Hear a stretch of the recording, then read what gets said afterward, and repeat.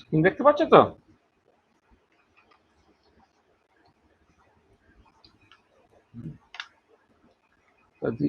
মানে প্রত্যেক দিনের পরে প্রত্যেক দিন করে নাও, তোমাদের তো হুটহাট করে পরীক্ষা এসে যায়। তো দেখো তাহলে মানে আমি আজকে ভেবেছিলাম শেষ করে দেব, তবে আজকের পরে আর একটা ক্লাস নেব, হ্যাঁ, যেখানে মূলত হচ্ছে কিছু প্রিভিয়াস ইয়ার্স এর কোশ্চেন টোশ্চেন আলোচনা করব, আর তার সাথে একটা ছোট্ট জিনিস আছে, relativistic effect, inert fair effect, lanthanide contraction, এই রিলেটেড একটু ছোট্ট পার্ট আছে আর কি। এটা আজকে বললে ব্যাপারটা আউট অফ ট্র্যাক হয়ে যাবে বলে আজকে জিনিসটাকে বলবো না, ওটা আমরা নেক্সট ক্লাসে বলে তার সঙ্গে যা ধরনের প্রপার্টি মানে আরো যে সমস্ত কিছু 10 ইয়ার্সে পড়া প্রবলেম টালো সেগুলোকে আলোচনা করে নেবো। তাহলে আজকে যেটা মেজর জিনিস যেটা আমাদের আলোচনা করতে হবে, what we want to discuss today, সেখানে মূলত size of atoms and ions, এইটা নিয়ে আমাদের বেশি করে আলোচনা করতে হবে।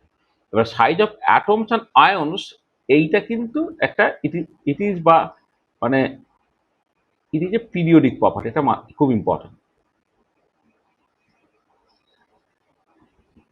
এটা কিন্তু একটা পিরিয়ডিক প্রপার্টি, তার মানে তুমি যদি কোনো একটা পিরিয়ড বরাবর বাঁদিক থেকে ডান দিকে যাও বা কোনো একটা গ্রুপ বরাবর উপর থেকে নিচের দিকে যাও, তাহলে অ্যাটম বা আয়নসের সাইজগুলোর কিন্তু একটা রেগুলার পরিবর্তন হয়, বা একটা পিরিয়ডিক পরিবর্তন হয়। এবারে সাইজ অফ অ্যাটম বা আয়নস নিয়ে কথাবার্তা বলতে গেলে আমাকে অনেকগুলো জিনিস নিয়ে কথাবার্তা বলতে হবে। আমাকে অ্যাটমিক রেডিয়াই নিয়ে কথাবার্তা বলতে হবে, আয়নিক রেডিয়াই নিয়ে কথাবার্তা বলতে হবে, কোভালেন্ট রেডিয়াই বলতে কি বুঝছি সেটা বুঝতে হবে, ভ্যান ডের ওয়াল রেডিয়াই বুঝতে হবে, আর মেটালিক রেডিয়াই তোমাকে বুঝতে হবে। তাহলে এই জিনিসগুলো নিয়ে আমরা প্রথমে আলোচনা করব। আচ্ছা, এইটা হয়ে যাওয়ার পরে তারপরে আমরা যেটা আলোচনা করব সেটা হচ্ছে তোমার, এ ধরো metallic and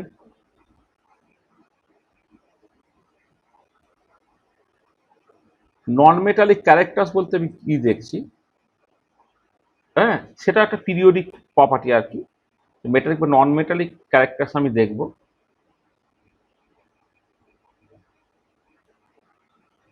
oxidation states and valency, তার যে পিরিয়ডিক চেঞ্জটা হয় সেই জিনিসটা আমরা দেখব। তাহলে এই কতকগুলো জিনিস আমরা বেসিক্যালি কিন্তু দেখতে থাকবো আর এটা, এবং তার সঙ্গে সঙ্গে কিছু মানে কিছু প্রবলেম আর কি এর সাথে সাথে, সাম সাম প্রবলেমস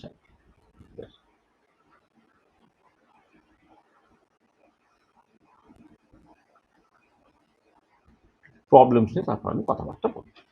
তা এই হচ্ছে যে জিনিসগুলো আজকে আমি অ্যাকচুয়ালি কভার করতে চলেছি। আমরা শুরুটা করি তোমার ভ্যান ডের ওয়াল রেডিয়াই নিয়ে। দেখো ভ্যান ডের ওয়াল রেডিয়াই জিনিসটা কি না, বলছে তো ভ্যান ডের ওয়াল, দাঁড়া এক মিনিট, এক সেকেন্ড, একটুখানি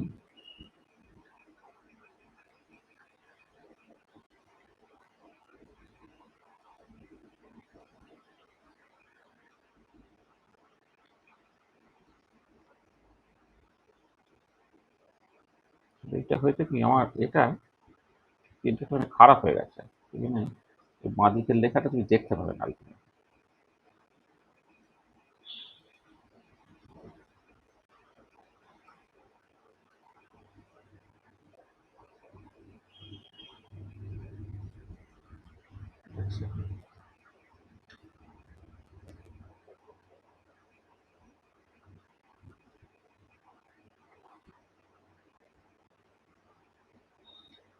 গুলিয়ে যাবে।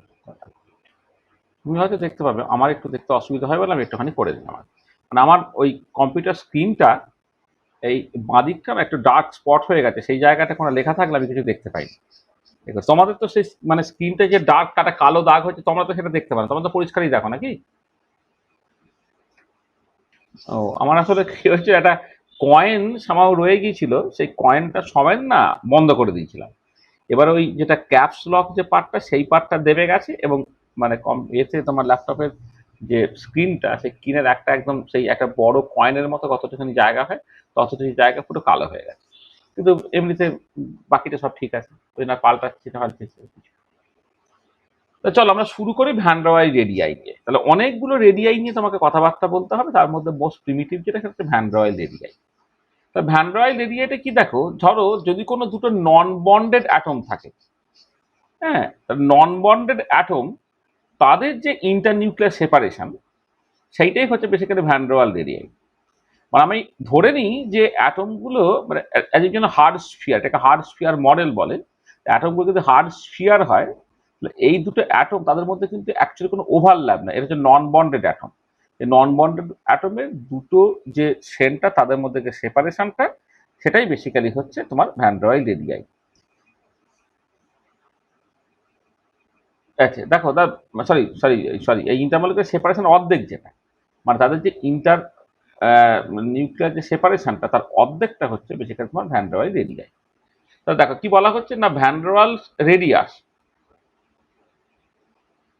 of an atom is the radius of an imaginary hard sphere representing the distance of closest approach for another atom. In other words, this is the half of the distance between centers of nuclei of two non-bonded atoms of adjacent molecules in solid state. ঠিক আছে, তার মানে দেখো কি হচ্ছে না, এই অ্যাটমগুলোকে তুমি হার্ড স্ফিয়ার ধরে নিচ্ছ। হার্ড স্ফিয়ার হলে কি হয়, দুটো শক্ত মার্বেলের ক্ষেত্রে যেটা সিচুয়েশন হয় আর কি, তারা একে অপরকে টাচ করতে পারে কিন্তু কেউ কারোর সঙ্গে পেনিট্রেট করে জাস্ট ঢুকে যেতে পারে না। এটা হচ্ছে হার্ড স্ফিয়ার মডেল। তা হার্ড স্ফিয়ার মডেল অনুযায়ী তুমি নন বন্ডের দুটো অ্যাটম নিয়েছো, এবার তাদের যে সেন্টারের মধ্যে যে সেপারেশনটা সেটাকে তুমি ডি বলো, তার অর্ধেক হচ্ছে তোমার ভ্যান ডের ওয়াল রেডিয়াই। এবার কতকগুলো যে এলিমেন্ট আছে তাদের ভ্যান ডের ওয়াল রেডিয়াসের ভ্যালু তোমাকে বলে দেওয়া হচ্ছে, ধরো হাইড্রোজেন, হিলিয়াম, সব পিকোমিটারে ভ্যালুগুলো বলে দেওয়া আছে। আচ্ছা এবারে তুমি দেখো অ্যালং এ পার্টিকুলার গ্রুপ কিন্তু ট্রেনটা খুব simple. Hydrogen, lithium, sodium, potassium, rubidium, caesium যদি তুমি পরপর করে দেখো, তাহলে ভ্যান ডের ওয়াল রেডিয়াস হচ্ছে বাড়ছে। আর ভ্যান ডের ওয়াল রেডিয়াইতে বাড়াটাই খুব স্বাভাবিক, কারণ যখন পিরিয়ড থেকে তুমি 1 থেকে 2, 2 থেকে 3, 3 থেকে 4 যাচ্ছ, প্রিন্সিপাল কোয়ান্টাম নাম্বার কিন্তু 1 করে বেড়ে যাচ্ছে। প্রিন্সিপাল কোয়ান্টাম নাম্বার যদি 1 করে বেড়ে যায়, সার্টেনলি তার রেডিয়াসটা বেড়ে যাবে। আচ্ছা এবারে এই যে এবার একটা গ্রুপ বরাবর উপর থেকে নিচের দিকে যখন যাচ্ছ, এইটা যতটা সিম্পল দেখতে, যদি কোনো একটা পার্টিকুলার পিরিয়ডে বাঁ দিক থেকে ডান দিকে যাও, সেখানে ট্রেনটা কিন্তু অতটা রেগুলার নয়। দেখো তুমি গ্রুপ টু যদি পিরিয়ড টু যদি তুমি কনসিডার করো, lithium, beryllium, boron, carbon, nitrogen, oxygen, fluorine, neon, তাদের ক্ষেত্রে ভ্যান ডের ওয়াল রেডিয়াস থেকে 182 picometre, 153 picometre, 192 picometre, 170 picometre, 155 picometre, 152 picometre, 147 picometre, তারপর নিয়ন হচ্ছে 154 পিকোমিটার। দেখো এই যে ইউজুয়ালি তুমি যে ভাববে যে পরপর পরপর বাঁদিক থেকে ডান দিকে গেলে তোর ভ্যান ডের ওয়াল রেডিয়াসটা কমবে, সেই ট্রেনটা কিন্তু সর্বত্র নেই। তোমার এই দেখো 190 থেকে 170, 155, 152, 157 এই পর্যন্ত জিনিসটা আছে। তাহলে এবারে কথাটা হচ্ছে বোরনে যদি 192 হয়, লিথিয়াম বা বেরিলিয়াম সেক্ষেত্রে এরকম হলো কেন? লিথিয়ামের 182, বেরিলিয়ামের 153 হলো কেন? হ্যাঁ, তাহলে এই যে এর কিন্তু খুব প্রপার এক্সপ্লেনেশন বা কিছু নেই আর কি। তাহলে নর্মাল ট্রেনটা কোনো একটা গ্রুপ বরাবর উপর থেকে নিচের দিকে গেলে সেটা বাড়বে, এটা কোনো অসুবিধা নেই। কিন্তু কোনো একটা পিরিয়ড বরাবর বাঁদিক থেকে যদি ডান দিকে তুমি যাও, তাহলে সেইটা যে নেসেসারিলি কমবে সেরকম না, ট্রেনটা কিছুটা কমার দিকে।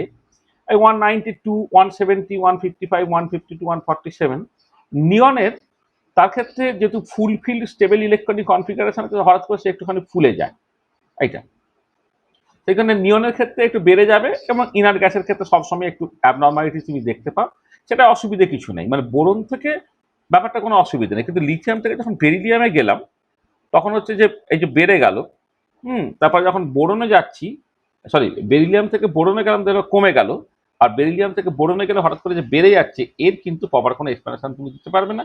কারণ তুমি তো একই প্রিন্সিপাল কোয়ান্টাম নাম্বার, মানে আউটার মোস্ট সেলটাতে n = 2 থাকছে না।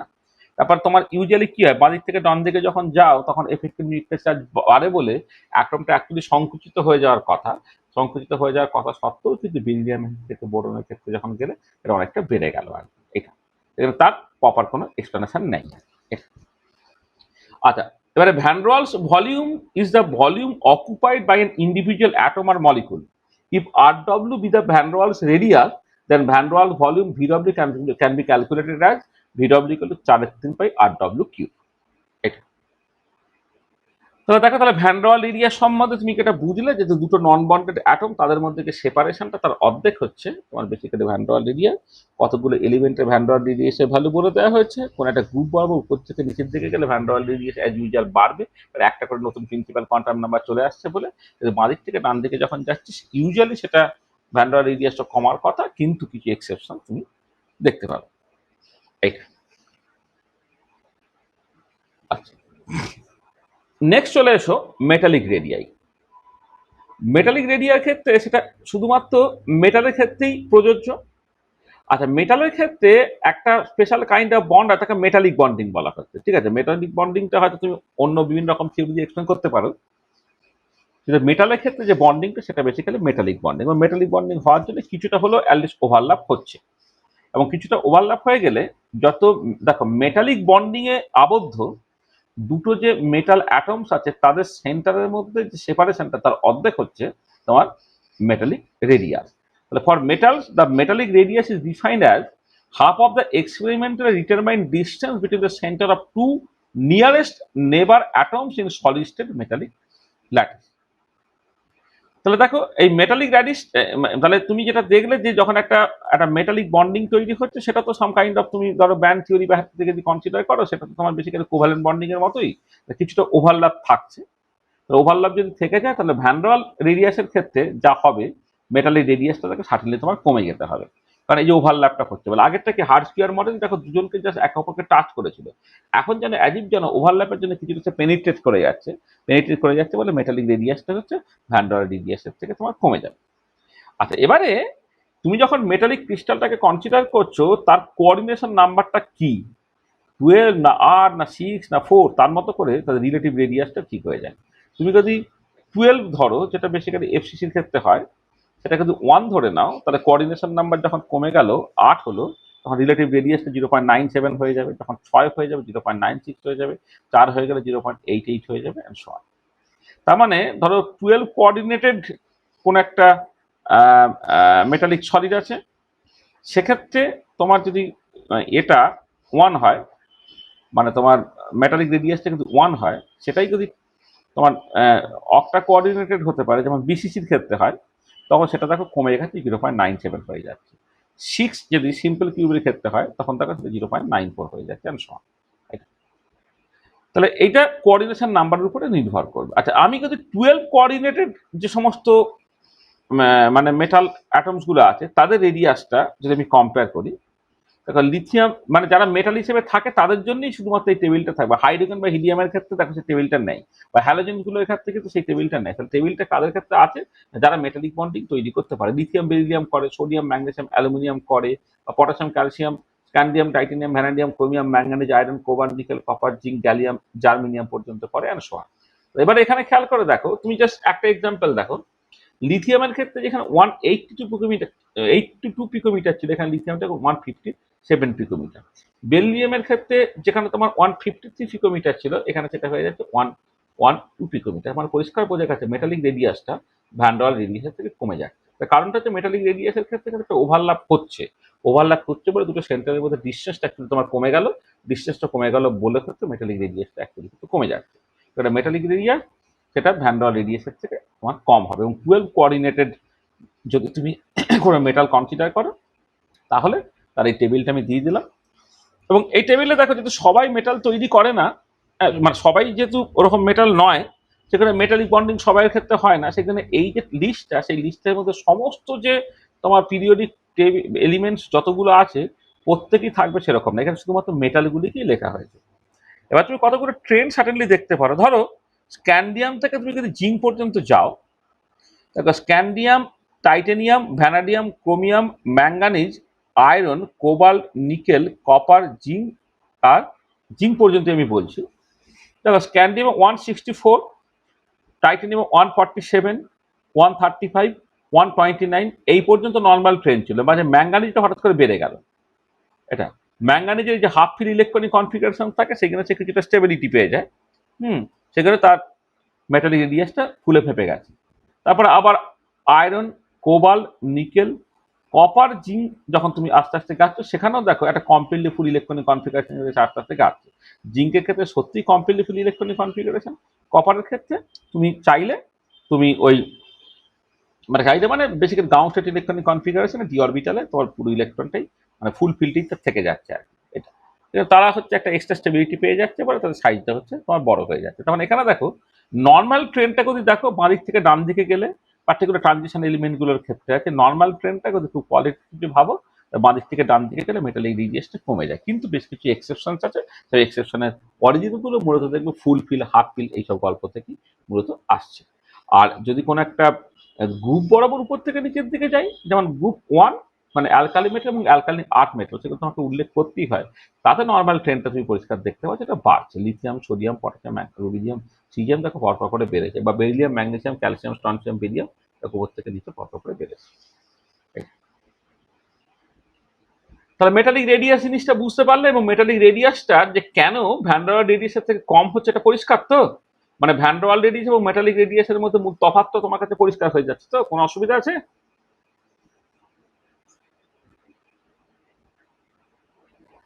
হ্যাঁ, আসলে যেটা হয় যে এই কোঅর্ডিনেশন নাম্বারের উপরেই ঠিক হবে যে যখন কোনো একটা মেটালিক ক্রিস্টাল তৈরি হয় তাদের মধ্যে সেপারেশনটা কি হবে।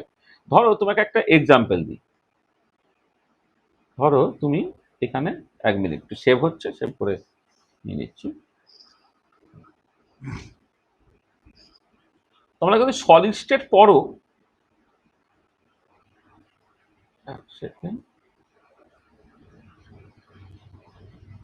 দেখো ধরো 12 কোঅর্ডিনেটের মানে হচ্ছে এফসিসি, তবে কোঅর্ডিনেশন নাম্বার ইকুয়াল টু 12, মানে এই যে ক্রিস্টালটা সেই ক্রিস্টালটা তোমার FCC.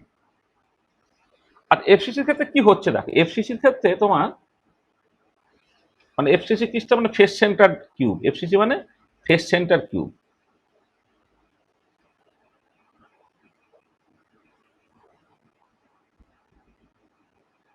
Face centre cubic lattice. আচ্ছা, ফেস সেন্টার কিউবিক ল্যাটিসে যে অ্যাটমগুলো থাকে, সেই অ্যাটমগুলো কোথায় কোথায় থাকে বলো তো এফসিসিতে, বলো।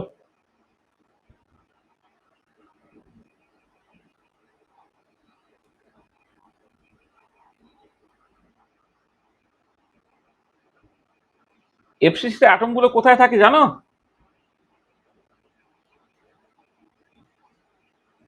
শুধু এজগুলোতে থাকে তো সেটা যে সিম্পল কিউব হলো, তার সঙ্গে সঙ্গে যে প্রত্যেকটা ফেসের সেন্টারে থাকে, তবেই তো এফসিসি নামটা হবে না। এইটারও তোমার সেন্টারে আছে, এটা সেন্টারে আছে, এটা তোমার সেন্টারে আছে। তাহলে কি হচ্ছে এফসিসির ক্ষেত্রে প্রত্যেকটা যে কর্নার সেখানে যেমন অ্যাটমগুলো থাকে, আর দ্য সেম টাইম ফেসের সেন্টারে আছে। আর এবারে দেখো যে এই একটা ক্লোজ প্যাক স্ট্রাকচার হতে গেলে, একটা টাইট ক্রিস্টাল তৈরি হতে গেলে এই যে অ্যাটমগুলো তারা কি করে, অ্যালং দ্য ফেস ডায়াগোনাল তারা কানেক্টেড থাকে। তাহলে for tight crystal spherical atoms are connected along the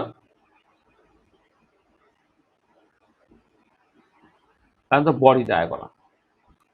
ঠিক আছে, for tight crystal spherical atoms are connected along the body diagonal বরাবর তারা কানেক্টেড থাকে। আর এবারে এই বডি ডায়াগোনালটার যদি এক একটা অ্যাটমের রেডিয়াস আর ধরো, তাহলে 4r, দেখো এই অ্যাটমটার একটা রেডিয়াস, এই মাঝেরটা হচ্ছে পুরো ডায়ামিটারটাই রইল আর প্লাস আর এখানে আর, তাহলে 4r সমান কত হবে না √2 এর সঙ্গে সমান হলো, যেখানে এই এই যে কিউবের এজ লেন্থ হচ্ছে তোমার a। আচ্ছা, তাহলে এইখানে যে রেডিয়াসটা তুমি ক্যালকুলেট করছো, এবারে ধরো যদি এইগুলো সব আয়নস হতো, তাহলে যে রেডিয়াসটা হলো সেটা কত হবে না √2a/4, এটা ঠিক আছে। তাহলে এইটা হচ্ছে তোমার বেসিক্যালি যদি এগুলো সব মেটাল হতো, এইটাই তোমার অ্যাকচুয়ালি তোমার মেটালিক রেডিয়াসটা দিয়ে দিল, সে মেটালিক রেডিয়াসটা √2 a/4 বা a/2 √2।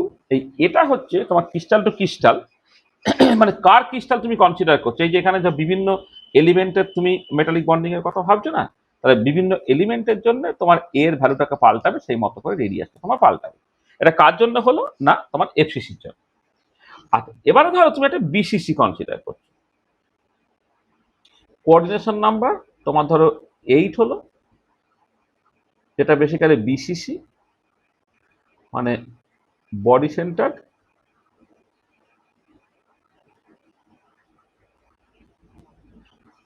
Cubic lattice. আচ্ছা, বডি সেন্টার কিউবিক ল্যাটিসে অ্যাটমগুলো যেমন প্রত্যেকটা ভার্টেক্সে থাকে, তার সঙ্গে সঙ্গে হচ্ছে একটা বডির ডায়াগোনালে, একটা বডির যে ডায়াগোনাল যেটা, সেখানেও হচ্ছে তোমার অ্যাটম থাকে। তাহলে এক্ষেত্রে অ্যাটমগুলো থাকে এই যে ভার্টেক্সগুলো, সেইগুলো আছে, আর বডির ডায়াগোনালে আছে। আচ্ছা, এবারে এই পার্টিকুলার কেসে একটা যদি তোমার টাইট প্যাক ক্রিস্টাল তৈরি করতে হয়, তাহলে এই অ্যাটমগুলো কানেক্টেড থাকছে এই একটা বডি ডায়াগোনাল বরাবর। Atoms are connected along the body diagonal. এখানে ছবিটা যখন সোজা করবে,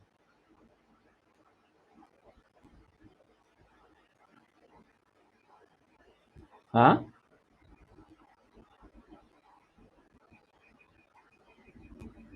না না না, ওই রকম ভাবে বুঝতে পারবে না তুমি। তোমার এখানে কি হচ্ছে যে কোন একটা পার্টিকুলার অ্যাটমকে তুমি কনসিডার করলে তার সঙ্গে কতগুলো অ্যাটম ডিরেক্টলি কানেক্টেড থাকে, ঠিক আছে। এবার যে কোনো একটা অ্যাটম যখন কনসিডার করবে না, তখন তো তোমার এই উপরে আছে, এই সাইডে আছে, এই সাইডে সমস্ত দিক তোমার দেখতে হয়। তাহলে এক্ষেত্রে তোমার সবসময় এফসিসির ক্ষেত্রে কোঅর্ডিনেশন নাম্বার 12 হয়, 14 কিছু হয় না। মানে কি হচ্ছে, এখানে দেখতে হবে যে কোন একটা অ্যাটম অন্য অ্যাটমের সঙ্গে কতগুলো অ্যাটমের সঙ্গে ডিরেক্টলি কানেক্টেড। এবারে তোমার একটা তো একটা ইউনিট সেল হলো, ইউনিট সেলটা সমস্ত ডিরেকশন এক্সটেন্ডেড যদি তুমি করো, তাহলে সেইখান থেকে তুমি দেখতে পাবে যে অ্যাকচুয়ালি কোন একটা আরবিট্রারি অ্যাটমকে যদি তুমি কনসিডার করো, সে অন্যান্য মানে তার সঙ্গে ডিরেক্টলি বন্ডেড থাকবে আরো 12টা অ্যাটম। আর বডি সেন্টারের ক্ষেত্রে হচ্ছে থাকবে সেটা তোমার 8টা অ্যাটম, সেখানে কোঅর্ডিনেশন নাম্বার হচ্ছে 8। তাহলে এর ক্ষেত্রে কি হবে, এর ক্ষেত্রে তোমার for tight crystal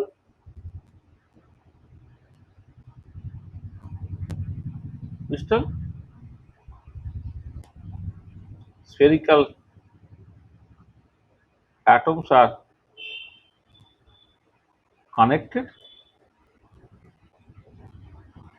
along the,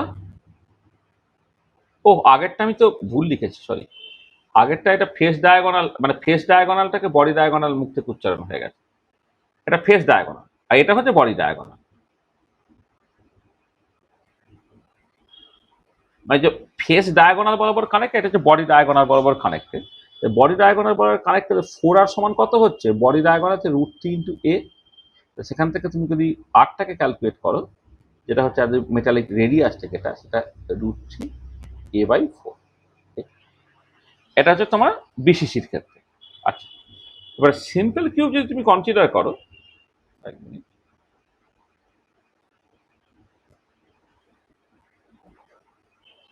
next যেটা একেবারে সিম্পল কিউব বা প্রিমিটিভ কিউব।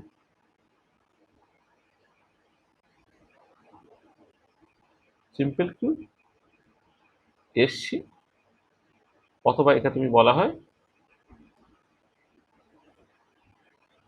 Primitive cube. আর এর ক্ষেত্রে কোঅর্ডিনেশন নাম্বার হচ্ছে তোমার 6।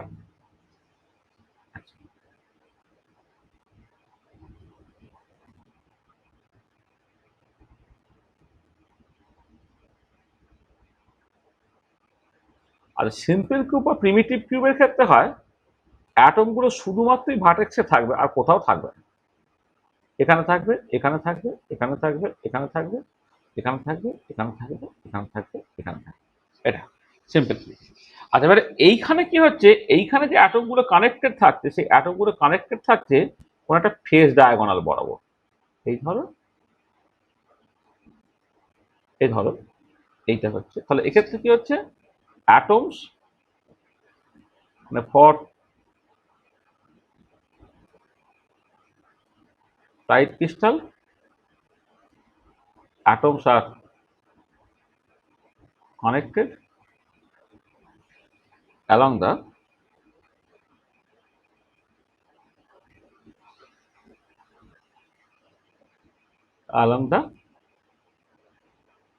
সরি কি করলাম স্যার, না মাথা খারাপ হয়ে যাচ্ছে। মানে এরা কানেক্টেড থাকছে হচ্ছে অ্যালং দ্য এজ। ধরো এই একটা অ্যাটম যদি তুমি কনসিডার করো, এই একটা অ্যাটম, তাহলে for tight crystal atoms are connected along the edge. Edge যদি হয় তাহলে আর প্লাস আর, টু আরটা কত হলো?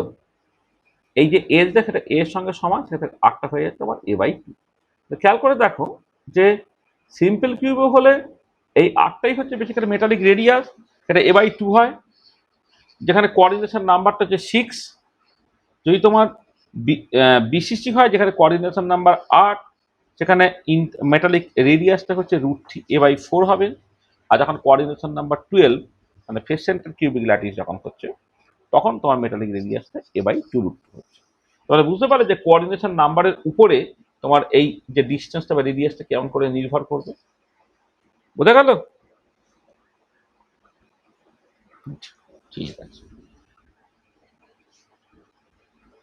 আর এবারে চলে এসো কোভ্যালেন্ট রেডিয়াই।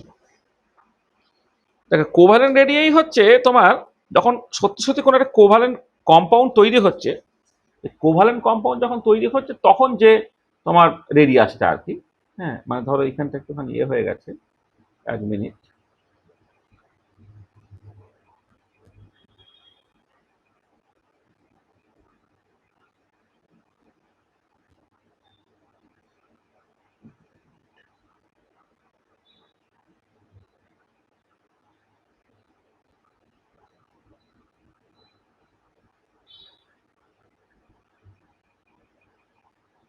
সেটা তোমাকে দেখিয়ে দিচ্ছে পরে ভালো করে।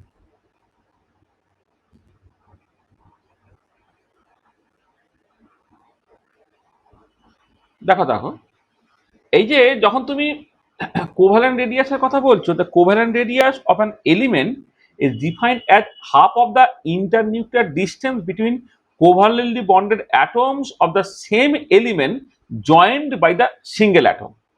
ধরো এই যে এইচ বা সিএল এই ধরনের কেস যখন কনসিডার করছো, এবারে তোমরা যখন কোভালেন্ট বন্ডিংটা শিখেছো, কোভালেন্ট বন্ডিং এর ক্ষেত্রে কি হয় না, একটা বড় পোর্শন তোমার ওভারল্যাপ করে। ওই যে হয় না যে কোভালেন্ট বন্ডিং এর ক্ষেত্রে এক্সটেন্ট অফ ওভারল্যাপ যত বেশি হয়, বন্ডটা ততটা শক্ত হয়। তার মানে এই যদি অ্যাটমের নিউক্লিয়াস এখানে হয়, এই যদি নিউক্লিয়াস হয়, এই যদি নিউক্লিয়াস হয়, তাহলে এই যে সেপারেশনটা যখন তুমি করছো, তাতে কিন্তু একটা পোর্শন কিন্তু কমন হয়ে গেছে। আর তাহলে এবারে এই যে ডিস্টেন্সটা, এই ডিস্টেন্সটা কিন্তু তুমি ডি বলো, তাহলে তোমার আর কোভালেন্টটা সেটা হচ্ছে সার্টেনলি এখানে ডি/2 হচ্ছে। কিন্তু এই ডিটা হচ্ছে এই দুটো যে কোভালেন্টলি বন্ডেড মানে হোমোনিউক্লিয়ার। এখানে যেটা ইম্পর্টেন্ট যে তোমার প্রথম কথা হচ্ছে যে একটা মলিকুল হতে হবে বা দুটো অ্যাটম, তারা কিন্তু একে অপরের সঙ্গে হচ্ছে তোমার কোভালেন্ট বন্ড দিয়ে কানেক্টেড হতে হবে। যদি সেম অ্যাটম কোভালেন্ট বন্ড দিয়ে কানেক্টেড হয়, তাহলে তাদের যে ইন্টারনিউক্লিয়ার সেপারেশন তার অর্ধেক হচ্ছে বেসিক্যালি তোমার কোভালেন্ট রেডিয়াস। আচ্ছা, এবারে প্রবলেম আছে এখানে। এখানে আমি যখন কোভালেন্ট রেডিয়াস বলছি, তাহলে তো প্রথম কথা হচ্ছে যে একটা মলিকুল পেতে হবে যেটা কোভালেন্টলি বন্ডেড, এবং এক্ষেত্রে সেম এলিমেন্ট তারা যদি সিঙ্গেল বন্ড দিয়ে কানেক্টেড হয়, সেই সিচুয়েশনটাকে দেখতে হবে। দেখো হাইড্রোজেন, ক্লোরিন, ফ্লোরিন, ব্রোমিন, এরা হয়তো এই ক্রাইটেরিয়াটা স্যাটিসফাই করছে, কারণ এক্ষেত্রে হচ্ছে তোমার ওই সেম এলিমেন্ট তারা সিঙ্গেল বন্ড দিয়ে কানেক্টেড হলো। কিন্তু বাস্তবে শুধুমাত্র সিঙ্গেল বন্ড দিয়ে কানেক্টেড হচ্ছে এরকম সেম এলিমেন্ট আর কি, মানে হোমোলাইটিক, মানে বেসিক্যালি সরি, মানে সেম, কি বলবো, মানে হোমোনিউক্লিয়ার যে ডায়াটমিক মলিকুল টলিকুলগুলো আছে, তাদের ক্ষেত্রে না এটা আমি অ্যাপ্লাই করলাম। কিন্তু the problem arises with this definition that every atom cannot form a homonuclear single bonded covalent molecules. সমস্ত আর single bonded covalent molecule homonuclear covalent molecule তো তৈরি করে না।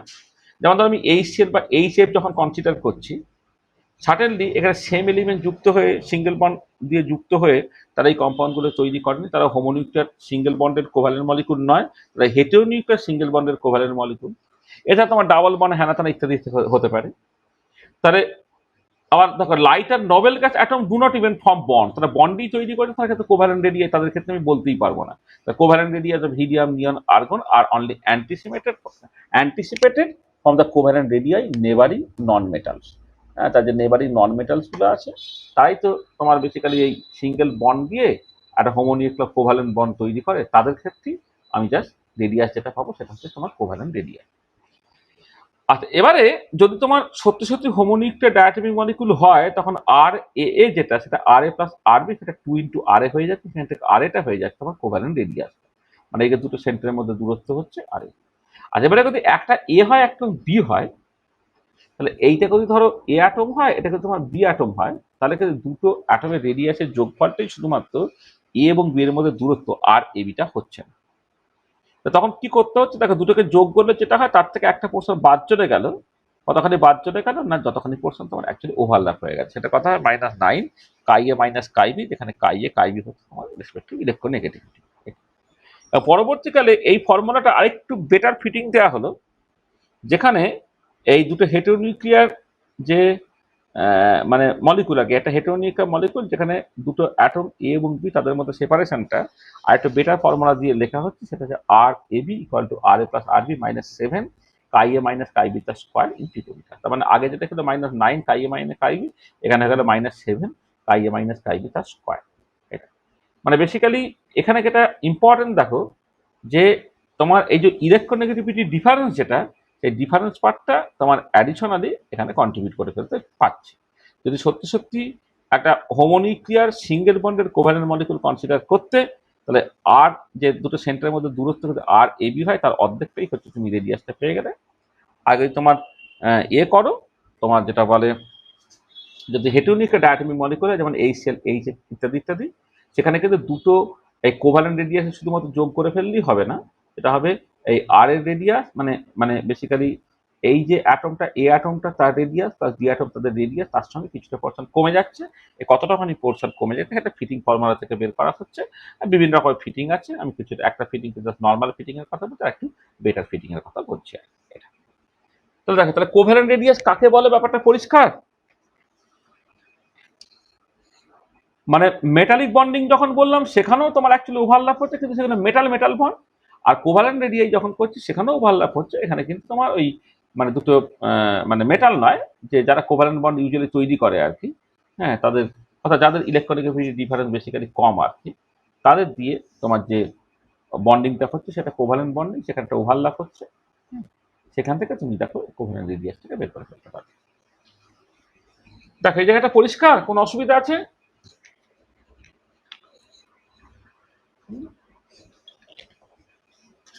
এটা এবারে এই কোভালেন্ট রেডিয়াই যেটা, তার কিন্তু পিরিয়ডিক ট্রেনটা কিন্তু খুব সুন্দর।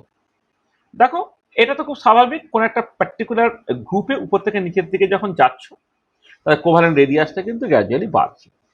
আর কোন একটা পিরিয়ডে যদি বাঁদিক থেকে ডান দিকে যাও, দেখো lithium beryllium boron carbon nitrogen fluorine, তাহলে দেখো লিথিয়াম থেকে বেরিলিয়াম, বেরিলিয়াম থেকে বোরন, তারপরে কার্বন, তারপর নাইট্রোজেন, তারপর অক্সিজেন, এই যে পুরো সিরিজটা দেখো তোমার পরিষ্কার কোভালেন্ট রেডিয়াসটা গ্র্যাজুয়ালি কমেছে, আপ টু ফ্লোরিন পর্যন্ত গ্র্যাজুয়ালি কমেছে। এবারে ইনার গ্যাসগুলো লিস্টের বাইরে থাকবে, কারণ ইনার গ্যাস কোনো কোভালেন্ট কম্পাউন্ড রিয়াকশন করে মানে কোভালেন্ট কম্পাউন্ড তৈরিই করে না। আর sodium, magnesium, aluminium, silicon, phosphorus, sulphur, chlorine, তুমি দেখো একই ট্রেনটা তোমার থাকছে, 154, 136, 125, 117, 110, 104 অ্যান্ড 99। দেখো, তাহলে যেটা ইম্পর্টেন্ট যে কোভালেন্ট রেডিয়াইটা কিন্তু বাঁদিক থেকে ডান দিকে গেলে, অর্থাৎ কোনো একটা পার্টিকুলার পিরিয়ড বরাবর বাঁদিক থেকে ডান দিকে গেলে সেটা ডিক্রিজ করছে, আর উপর থেকে নিচের দিকে গেলে হ্যাঁ সেটা তোমার বেশিটাকে ইনক্রিজ করছে। কোভালেন্ট রেডিয়াই তার যে ট্রেনটা, সেই ট্রেনটা কিন্তু তোমার বেশ সিম্পল ট্রেন, হ্যাঁ দেখতে পাচ্ছি। আচ্ছা, এবারে আমি এখান থেকে একটা কোশ্চেন পরীক্ষায় পড়ে, সেটা একটুখানি আলোচনা করে দিই, যে what are the major differences between van der Waals radii and covalent radii. এখানে এটা বিটুইনটা এন হবে, এটা what are the major differences, অনেকগুলো বানানো করে major differences between van der Waals radius and covalent radius. দেখো ভ্যান ডের ওয়ালস রেডিয়াস কি বলছে, van der Waals radius is half of the distance between the nuclei of the two non-bonded neighboring atoms of two adjacent molecules. Or covalent radius is the half of the distance between the nuclei of the two like atoms bonded together by single bond. এখানে কোভ্যালেন্টলি বন্ডেডটা একটা লিখে দেওয়া উচিত। Covalently bonded by a single bond, বা just ডেফিনেশনটাকে প্রথমে বলা হবে। তো van der radius is comparatively longer আর covalent radius is comparatively shorter. কারণ কোভ্যালেন্ট রেডিয়াস যখন ক্যালকুলেট করছে একটা কিন্তু ওভারল্যাপ হয়ে গেল, ওভারল্যাপ হয়ে গেলে হচ্ছে তোমার সেপারেশনটা কমে যাচ্ছে, শর্টার হয়ে যাচ্ছে। আচ্ছা, van der radius gives the actual size of the atom, covalent radius cannot give the actual size of the atom. আর van der radius does not depend on electronegativity, covalent radius depend on the electronegativity, covalent radius depends on the electronegativity difference of two bonded atoms. তাহলে দেখো covalent bonding, covalent radius এবং van der radius বা van der radius এবং covalent radius তাদের যে পারস্পরিক পার্থক্যগুলো এখানে আমি আলোচনা করলাম। বুঝতে পারলে এটা? কোনো অসুবিধা আছে? ঠিক আছে তো? আচ্ছা, এবারে চলে এসো ionic radii. The equilibrium cation-anion distance in an ionic crystal can be determined by X-ray diffraction data. In the ionic crystal, the attractive and repulsive forces between cation and anion balance each other, and the ions are at an equilibrium distance. Generally, the inter-ionic distances are known as the sum of the ionic radii of the cation and anion. তাহলে ব্যাপারটা কি হচ্ছে দেখো, তুমি একটা ionic compound consider করছো sodium ক্লোরাইডের মতো বা সোডিয়াম আয়োডাইডের মতো বা লিথিয়াম আয়োডাইডের মতো, এরকম তুমি একটা দেখছে আয়নিক কম্পাউন্ড তুমি কনসিডার করছো। আচ্ছা, আয়নিক কম্পাউন্ড ইউজুয়ালি ক্রিস্টাল ফর্মে থাকে বলে তুমি এক্স রে ডিফ্রাকশন স্টাডি করতে পারো। আচ্ছা, এবারে তার একটা ইকুইলিব্রিয়াম জিওমেট্রি থাকছে। এবারে কথাটা হচ্ছে যে inter ionic distances are taken as the sum of the ionic radii of the cation and anion। মানে বেসিক্যালি হচ্ছে যে তোমার জাস্ট দুটো ক্যাটায়ন এবং অ্যানায়ন কিন্তু পাশাপাশি থাকে, ক্যাটায়নের সেন্টার এবং অ্যানায়নের সেন্টারের মধ্যে যে ডিস্টেন্সটা সেটা হচ্ছে তোমার জাস্ট ক্যাটায়ন এবং অ্যানায়নের যে আয়নিক রেডিয়াই তাদের যোগফলের সঙ্গে সমান। এটাকে তোমাকে মাথায় রাখতে হবে, সেখান থেকে তুমি আয়নিক রেডিয়াই কনসেপ্টটা পাচ্ছ আর কি। মানে বেসিক্যালি একটা আয়নের সঙ্গে অ্যাসোসিয়েটেড রেডিয়াস, একটা আয়নের সঙ্গে অ্যাসোসিয়েটেড রেডিয়াস তুমি কি করে পাবে না, বেসিক্যালি পাবে তুমি যখন এক্স রে ডিফ্রাকশন স্টাডি করছো তখন দুটো সেন্টারের ক্যাটায়ন এবং অ্যানায়ন, দুটো অ্যাডজেসেন্ট ক্যাটায়ন এবং অ্যানায়ন রেখে তাদের সেন্টারের মধ্যে যে সেপারেশনটা এটা ক্যাটায়নের রেডিয়াস বা অ্যানায়নের রেডিয়াসের সঙ্গে সমান হচ্ছে। আচ্ছা, এটা তুমি কি করে ক্যালকুলেট করতে পারো দেখো, ধরো আমি এই মানে এরকম একটা কম্পাউন্ড কনসিডার করছি যেখানে অ্যানায়নটা খুব বড়, ক্যাটায়নটা খুব ছোট। যেমন ধরো তুমি লিথিয়াম আয়োডাইড বা এই টাইপের কোনো একটা কম্পাউন্ড কনসিডার করছো, তাহলে যখন কনসিডার করছো তখন কি হচ্ছে দেখো, এই যে এক্স মাইনাস যেগুলো দেওয়া আছে মানে আই মাইনাস তারা অ্যাজিভ যেন আমি একটা মানে কোনো একটা ক্রিস্টালের একটা সামনের ফেস থেকে দেখছি, তারা যদি এই যে এই সেন্টারগুলোতে থাকে তাহলে এইদের মধ্যে একটা ইন্টারস্টিশিয়াল হোল তৈরি হয়েছে। ইন্টারস্টিশিয়াল হোলের মধ্যে কিন্তু তোমার বেসিক্যালি ক্যাটায়নটা রয়ে গেছে। মানে অ্যানায়নগুলোর সাইজ যদি খুব বেশি হয়ে যায় তাহলে ক্যাটায়নগুলো কোথায় থাকবে না, বেসিক্যালি সেই ইন্টারস্টিশিয়াল হোলের মধ্যে ঢুকে যাচ্ছে। আচ্ছা, এবারে দেখো এই যে ডায়াগোনালটার যদি দূরত্ব তুমি কনসিডার করো তাহলে ক্যাটায়ন এবং অ্যানায়নের রেডিয়াসের যোগফল যদি আর হয় তাহলে এই যে এক্স মাইনাস এবং এক্স মাইনাস তাদের সেপারেশনটা যে 2r0, 2r0 স্কোয়ারটা সেটা কি হবে, মানে ডায়াগোনালের স্কোয়ার হচ্ছে তোমার ভূমি স্কোয়ার প্লাস লম্ব স্কোয়ার, অর্থাৎ 2r মাইনাস তার স্কোয়ার প্লাস হচ্ছে 2r মাইনাস তার স্কোয়ার। দেখো এইখানে এই যে ডিস্টেন্সটা এটা একটা সমকোণী ত্রিভুজ, সমকোণী ত্রিভুজের একটা বাহুটা কত হচ্ছে না আর মাইনাস এবং আর মাইনাস, 2r মাইনাস তার স্কোয়ার প্লাস 2r মাইনাস তার স্কোয়ার। এখান থেকে 4r0 স্কোয়ারটা হয়ে গেল 8r মাইনাস তার স্কোয়ার, এখানে আর মাইনাস হয়ে গেছে r0/√2, তাহলে আর মাইনাসটা হয়ে গেল r0/√2। এবারে যেহেতু তোমার ক্যাটায়নের রেডিয়াস এবং অ্যানায়নের রেডিয়াসের যোগফলটা হচ্ছে r0 হয়ে যাবে, সেক্ষেত্রে কিন্তু ক্যাটায়নের রেডিয়াসটা পেয়ে যাবে আর কি। হ্যাঁ, তাহলে দেখো তাহলে এই যে r0টা যেখানে r lithium plus plus r I minus থেকে 306 পিকোমিটার হয়ে যায়, তাহলে এই ইকুয়েশন থেকে তুমি যদি অ্যানায়নের রেডিয়াসটাকে ক্যালকুলেট করো সেটা হয়ে যাবে কত, 300.6 পিকোমিটার ডিভাইডেড বাই √2 অর্থাৎ 213 পিকোমিটার। তা দেখো এইরকম করে যদি এরকম একটা ছবি সুন্দর হয় যে অ্যানায়নের সাইজ বেশ বড়, ক্যাটায়নের সাইজটা খুব ছোট, যাতে করে জাস্ট ইন্টারস্টেশিয়াল হোলের মধ্যে তোমার ক্যাটায়নটা সেট করে যেতে পারে, হ্যাঁ, তাহলে তুমি এই যে পার্টিকুলার ছবিটা দেখতে পাচ্ছ সেখানে অতিভুজের স্কোয়ার সমান ভূমি স্কোয়ার প্লাস লম্ব স্কোয়ার। এবার অতিভুজটা যেটা সেটা দেখো R0 2R0, যেখানে R0টা কি ক্যাটায়নের সেন্টার এবং অ্যানায়নের সেন্টারের মধ্যে দূরত্বটা যদি তুমি R0 বলো, তাহলে ডায়াগোনালটা হচ্ছে 2R0 স্কোয়ার, সেটা হয়ে যাচ্ছে ভূমি স্কোয়ার মানে 2R মাইনাস তার স্কোয়ার, আর একটা হচ্ছে 2R মাইনাস তার স্কোয়ার। সেখান থেকে R মাইনাসটা R0/√2 পেলে। এবারে তোমার যেহেতু R0 ভ্যালু তোমায় বলে দেওয়া আছে, সেখান থেকে তুমি অ্যানায়নের রেডিয়াসটাকে বের করে ফেলতে পারছো। তো এইরকম নিউমেরিক্যাল প্রবলেম তুমি করতে পারো। তা দেখো তাহলে আয়নিক রেডিয়াই যেটা সেটা তুমি বুঝে গেলে, কোনো অসুবিধা নেই।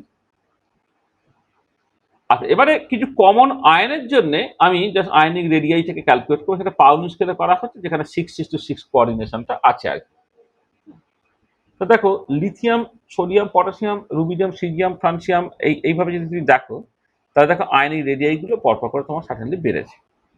হ্যাঁ, মানে আয়নিক কম্পাউন্ড হলেই তো আয়নিক রেডিয়াই শুধুমাত্র হবে। এবারে ম্যাগনেসিয়াম, ক্যালসিয়াম, স্ট্রনসিয়াম, বেরিয়াম, দেখো আয়নিক রেডিয়াইগুলো তোমার বেড়েছে। এটা তাহলে তুমি যদি জাস্ট কোন একটা, যাদের ক্ষেত্রে অ্যাকচুয়ালি আয়নিক কম্পাউন্ড তৈরি হয় তাদের ক্ষেত্রে তুমি যদি কোনো একটা পিরিয়ড বরাবর, সরি কোনো একটা গ্রুপ বরাবর উপর থেকে নিচের দিকে যাও, তাহলে আয়নিক রেডিয়াসটা বাড়ছে।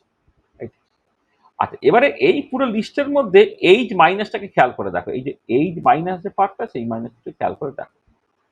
দেখো নর্মাল ট্রেডে যে এম মাইনাস, সি এর মাইনাস, বি এর মাইনাস, আই মাইনাস ইত্যাদি তুমি দেখো 136 পিকোমিটার, 180 পিকোমিটার, 195 পিকোমিটার, 216 পিকোমিটার এইরকম ভাবে যাচ্ছে। তাই লিস্টের মধ্যে এইচ হাইড্রোজেন যারা সাইজ অ্যাকচুয়ালি খুবই ছোট হওয়ার কথা, সেই এইচ মাইনাস সাইজ হচ্ছে অ্যাবনর্মালি হাই হচ্ছে। আচ্ছা, তাহলে H minus has abnormally high radius, মানে আয়নিক রেডিয়াস দ্বারা। আচ্ছা, এটা কেন হচ্ছে? দেখো কেন হচ্ছে তার সিম্পলি কারণ হচ্ছে যে এইচ মাইনাস তার মধ্যে একটা প্রোটন আছে, দুটো নিউট্রন আছে, দুটো ইলেকট্রন আছে, একটা প্রোটন আছে, দুটো ইলেকট্রন আছে, এবং এই ইলেকট্রন রিপালশনটা এতটাই তোমার ডমিনেটিং আর কি এক্ষেত্রে। হ্যাঁ, তখন যেটা দাঁড়াচ্ছে যে তার সাইজটা অ্যাকচুয়ালি তোমার বেড়ে গেছে। মানে বেসিক্যালি সাইজ যখন কনসিডার করবো তখন তো তোমার ওই আউটার মোস্ট ইলেকট্রন যেটা, হ্যাঁ, মানে বেসিক্যালি কি হচ্ছে, মানে টোটাল অ্যাটমটাকে স্ফিয়ার তুমি কনসিডার করো, সেন্টার থেকে স্ফিয়ারের সারফেসের ডিস্টেন্সটা। তো এবারে এইচ মাইনাসের ক্ষেত্রে যেটা বললাম, প্রোটন মাত্র একটা, ইলেকট্রন দুটো, সেই ইলেকট্রন রিপালশনটা এতটাই বেশি হচ্ছে, সে বেসিক্যালি ফুলে যাচ্ছে, ফুলে গিয়ে সেন্টার থেকে সারফেসের দূরত্বটা তুমি পেয়ে গেলে, এবং সেটা দেখো খুব বেশি হয়ে গেল। তাহলে এই যে এইচ মাইনাসের কেন অ্যাবনর্মালি হাই রেডিয়াস আছে, সেটা কিন্তু একটা ইম্পর্টেন্ট কোশ্চেন, তোমাকে মাথায় রাখতে হবে। এবং abnormally high ionic radius, abnormally high ionic radius থাকার জন্য আলটিমেটলি কি দাঁড়াচ্ছে, তার সাইজ একটু বড় হওয়া মানে কি, তো এইচ মাইনাসের যে ইলেকট্রনটা সে বেসিক্যালি অনেকটা দূরে আছে, এবং পরবর্তীকালে যখন তুমি এই যে হার্ড সফট অ্যাসিড বেস তুমি কনসিডার করবে, এইচ মাইনাস তার সাইজটা প্রচন্ড বেশি হয়ে যাওয়ার জন্য, তার পোলারাইজিবিলিটি প্রচন্ড বেশি, পোলারিটি বেশি হওয়ার জন্য সে কিন্তু একটা সফট বেস হিসেবেই ট্রিটেড হবে। এটা পরে যখন hard soft acid base concept তুমি কনসিডার করবে, যে এইচ মাইনাস যেটা, হ্যাঁ, সেটা হচ্ছে হাইলি পোলারাইজেবল, এবং সে বেসিক্যালি তোমার ওই মানে প্রচন্ড সফট আর কি সেই রেসপেক্টে। এবং এক্ষেত্রে দেখো ট্রেনটা যেটা বললাম, যে আয়নিক রেডিয়াইটা যদি তুমি কোনো একটা পার্টিকুলার পিরিয়ড বরাবর বাঁ দিক থেকে ডান দিকে যাও, সেটা ইউজুয়ালি তোমার ডিক্রিজ করবে, আর কোনো একটা গ্রুপ বরাবর উপর থেকে নিচের দিকে গেলে আয়নিক রেডিয়াস তোমার ইনক্রিজ করবে। তাহলে দেখো এই জায়গাটা পরিষ্কার তো, যে আয়নিক রেডিয়াই কি, আয়নিক রেডিয়াই তুমি কেমন করে বের করতে পারছো, এবং আয়নিক রেডিয়াইয়ের যে পিরিয়ডিক ট্রেনটা সেটা আমি দেখলাম, তার সঙ্গে এইচ মাইনাসের কেন অ্যাবনর্মালি হাই তোমার রেডিয়াস হচ্ছে, সেটা আমি একটুখানি বুঝিয়ে দিলাম। ঠিক আছে, হলো? কোনো অসুবিধা আছে এটা? আচ্ছা, এবারে একটা প্রবলেম বলছি, তাহলে Na+, নিয়ন, M-, এদের মধ্যে কার রেডিয়াসটা সবচেয়ে বড় বলো তো? Na+, নিয়ন আর M-, কার রেডিয়াস সবচেয়ে বেশি হবে, কে সবচেয়ে বড় হবে? কেন বলো তো?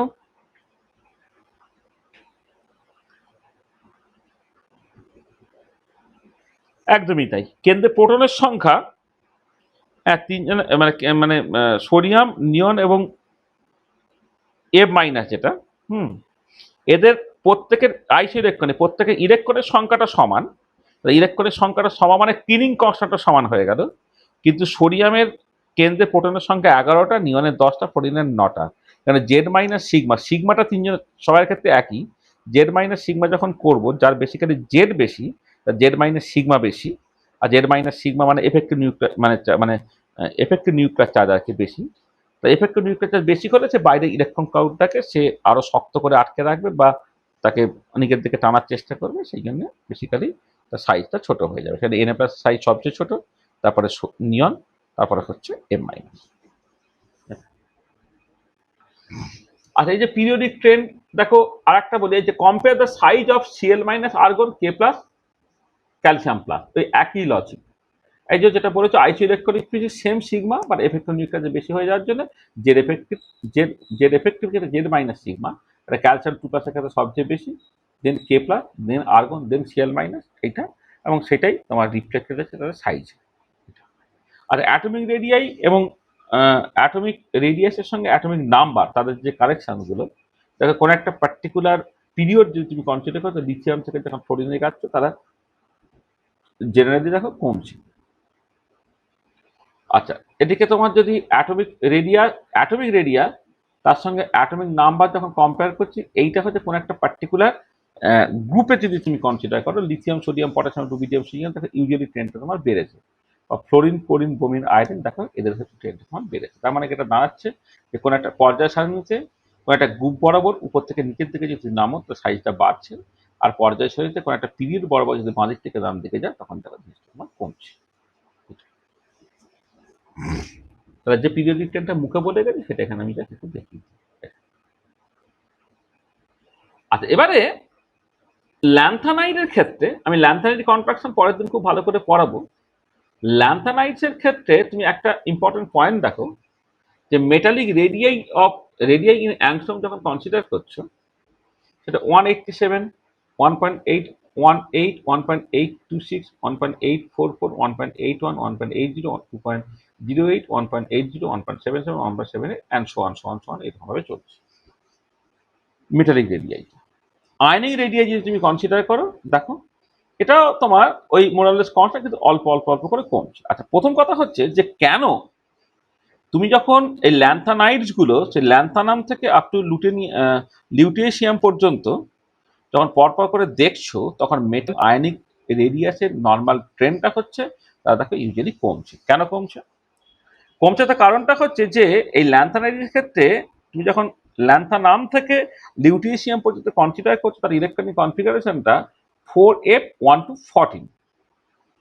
আচ্ছা, এবারে মানে এফ অরবিটালে 4f1 to 14 মানে বেসিক্যালি তোমার এফ অরবিটালে 14টা ইলেকট্রন থাকছে, তো সেখানে ল্যান্থানামে একটা ইলেকট্রন আছে, সেখান থেকে লিউটেশিয়ামে তোমার 14টা ইলেকট্রন রইল। আচ্ছা, এবারে কথাটা হচ্ছে যে যখন তুমি সেরিয়াম থেকে 14টা, তার আগে হচ্ছে তোমার নেই আর কি। আচ্ছা, এবারে এফ তো ডিফিউজ অরবিটাল, সেখানে তার পেনিট্রেশন পাওয়ারটা খুব কম, সেখানে স্কিনিং এবিলিটিটা প্রচন্ড কম হয়ে যায়। স্কিনিং এবিলিটি যদি কম হয়ে যায়, তাহলে জেড এফেক্টিভ যেটা জেড মাইনাস সিগমা সেটা বেশিরভাগ ইনক্রিজ করছে। তাহলে এফেক্টিভ নিউক্লিয়ার চার্জটা এসেনশিয়ালি ইনক্রিজ করছে বলে কোনো একটা ল্যান্থানামের উপর থেকে নিচের দিকে গেলে তার ইউজুয়ালি আয়নিক এবং মেটালিক রেডিয়াই গুলো তোমার গ্র্যাজুয়ালি ডিক্রিজ করছে। আর এবং এই লিস্টে দেখো, তুমি যদি এইখানে এই ইউরোপিয়ামটাকে কনসিডার করো এবং পরে ইটারবিয়ামটাকে কনসিডার করো, সেখানে থেকে হঠাৎ করে সাডেন ইনক্রিজ হয়েছে, এখান থেকে হঠাৎ সাডেন ইনক্রিজ হয়েছে। কারণটা হচ্ছে কি, এখানে তুমি হাফ ফিল ইলেকট্রনিক কনফিগারেশন পাও, এই জায়গায় হচ্ছে ফুলফিল মানে ইউটেশিয়ামের হাফ ফিল ইলেকট্রনিক কনফিগারেশন এটা স্টেবল, আর এটা ক্ষেত্রে ফুল ফিল ইলেকট্রনিক কনফিগারেশন যত স্টেবল হবে সে ফুলে ফেপে যাবে বলে সাইজটা হচ্ছে করেসপন্ডিং দেখো এই লিস্টে হঠাৎ করে অড হিসেবে বেড়ে গেছে, নাহলে ইউজুয়ালি কম ছিল। বা এটাও দেখো কমতে কমতে কমতে হঠাৎ করে এই জায়গায় গিয়ে বেড়ে গেছে, কারণ এই ফুল ফিল এবং হাফ ফিল ইলেকট্রনিক কনফিগারেশন একটা স্টেবিলিটি গল্প এখানে তোমার ইনভলভ হয়ে যাচ্ছে। তাহলে বুঝতে পারলে কোন একটা ল্যান্থানাইডের ক্ষেত্রে যখন তুমি এই জাস্ট সেরিয়াম থেকে বা ল্যান্থানাম থেকে লিউটিয়েশিয়াম পর্যন্ত তুমি পরপর করে যাও, তাহলে কেন মেটালিক এবং আয়নিক রেডিয়াইটা গ্র্যাজুয়ালি কমছে, এইটা পরিষ্কার তোমার কাছে তো? কোনো অসুবিধা নেই? ঠিক আছে, বোঝা গেছে এটা? তুমি এই যে পেনিট্রেশন পাওয়ার, স্কিনিং এফেক্ট, কে ডিফিউজ অরবিটাল নয়, এফেক্ট অন নিউক্লিয়ার চার্জ, হ্যাঁ এই জেড এফেক্টিভ আর কি, এইগুলো কিন্তু ভালো করে বুঝে ভালো, তাহলে এইখান থেকে কিন্তু তোমার যদি ফ্যাক্টটা জানা থাকে, তাহলে এক্সপ্লেনেশনটা কিন্তু তুমি তোমার মতো করে সেট করে দিতে পারো। তাহলে দেখো আয়নিক রেডিয়াইটা তুমি যখন আস্তে আস্তে যাচ্ছ, দেখো এটা গ্র্যাজুয়ালি কমছে, সেটা দেখতে পাচ্ছ। তো দেখো, তাহলে আমরা এখন পর্যন্ত যতটুকু আলোচনা করলাম সেটা হচ্ছে সাইজ, অর্থাৎ বিভিন্ন রকমের radius, van der radius, metallic radius, covalent radius, ionic radius ইত্যাদি ইত্যাদি, সেইগুলো আমরা মূলত আলোচনাটাকে করলাম। পরের দিনে আমি বেশ কিছু কিছু বিভিন্ন জায়গা থেকে কোশ্চেন ঘেটে জাস্ট বলবো। আজকে আরো দুটো জিনিস যেটা আমি পড়বো বলেছিলাম, দেখো এখানে আমি যা সাইজ নিয়ে যেমন কথাবার্তা বলবো, তার সঙ্গে আরো দুটো অ্যাডিশনাল জিনিস পড়ে নেবো ঠিক করলাম। একটা হচ্ছে তোমার মেটালিক আর নন মেটালিক ক্যারেক্টার, তারপরে হচ্ছে অক্সিডেশন স্টেটস অ্যান্ড ভ্যালেন্সি, এবং তার সঙ্গে সঙ্গে যদি আরো কিছু কিছু প্রবলেম করানো যায় সেটা আমরা দেখতে চাইছি। চলো দেখো। হ্যাঁ বলো।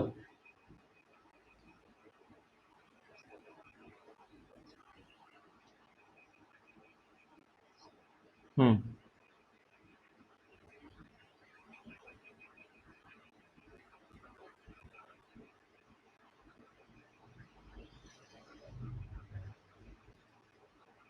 হ্যাঁ, ওর ক্ষেত্রে আলাদা হবে, তখন হচ্ছে একটা ব্যালেন্সিং, একটা ইউনিভ্যালেন্ট রেডিয়াস বলে একটা জিনিস তোমাকে ডিফাইন করতে হয় তখন। হ্যাঁ, তখন একটু আলাদা হবে একটুখানি।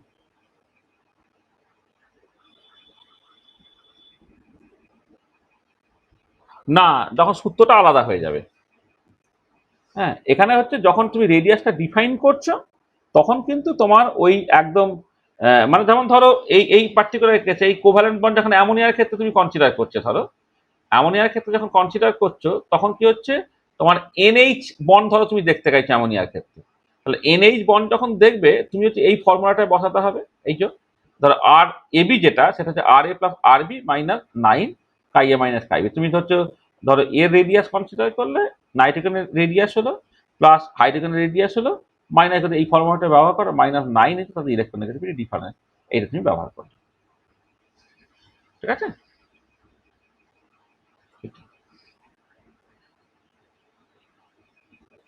না না না না, ইলেকট্রোনেগেটিভিটি, এ এবং বি এর ইলেকট্রোনেগেটিভিটি, এটা চলো এবার। তাহলে দেখো, তাহলে বন্ডিং তো তিন রকমের হয়: আয়নিক বন্ডিং, কোভালেন্ট বন্ডিং এবং কোঅর্ডিনেট কোভালেন্ট বন্ডিং। এবারে এই ভ্যালেন্সি যখন আমি বলছি যে নাম্বার অফ, মানে আয়নিক বন্ডিং এর ক্ষেত্রে ভ্যালেন্সি মানে হচ্ছে number of electron donated or accepted to get the inner gas electronic configuration. তো সোডিয়াম যখন সে আয়নিক বন্ডিং তৈরি করছে, একটা ইলেকট্রন ছেড়ে দিয়ে Na প্লাস হচ্ছে, যেটা নিয়নের ইলেকট্রনিক কনফিগারেশন, সেটা তার ভ্যালেন্সিটা 1।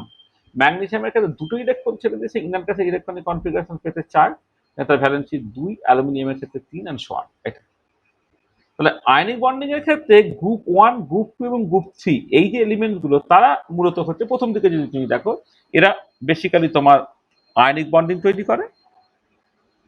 তারা প্রত্যেকেই হচ্ছে একটা করে ইলেকট্রন ছেড়ে দিয়ে তার নিকটবর্তী নিষ্ক্রিয় গ্যাসের ইলেকট্রনিক কনফিগারেশন পাচ্ছে।